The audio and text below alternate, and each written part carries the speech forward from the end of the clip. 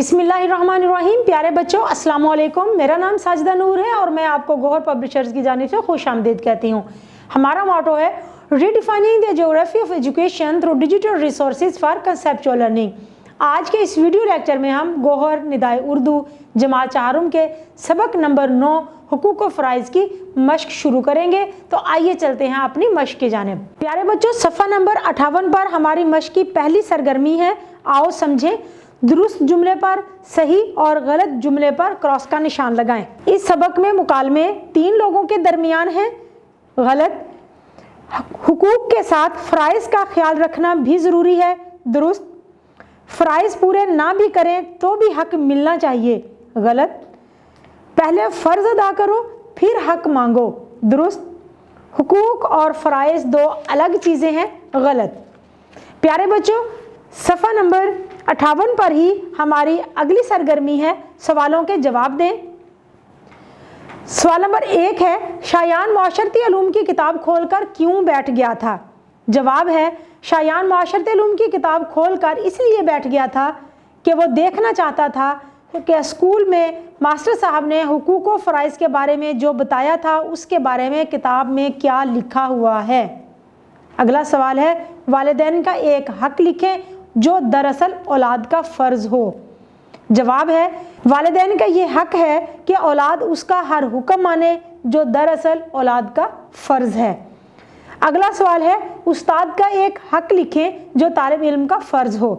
जवाब है, उस्ताद का ये हक है कि उसकी इज़्ज़त की जाए और दिलो जान से उसका हुक्म माना जाए जो एक तालिब इल्म का फ़र्ज़ है। हमारा आखिरी सवाल है, रियासत का एक फ़र्ज़ लिखें जो दरअसल शहरी का हक हो।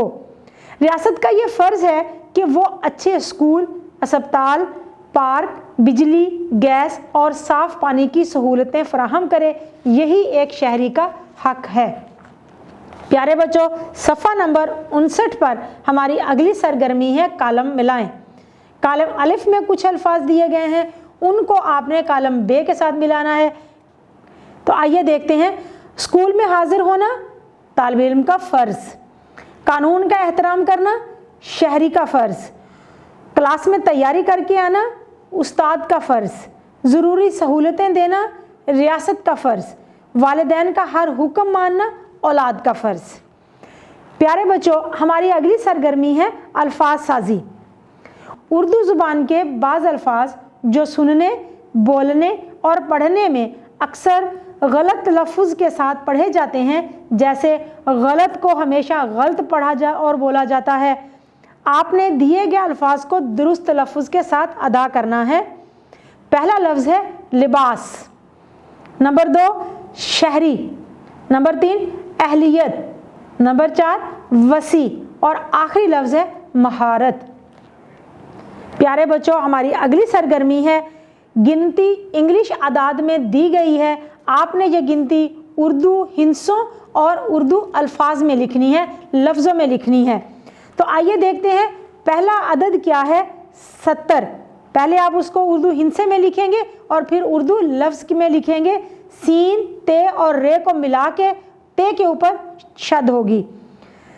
73, 77, 71, 75 और 89।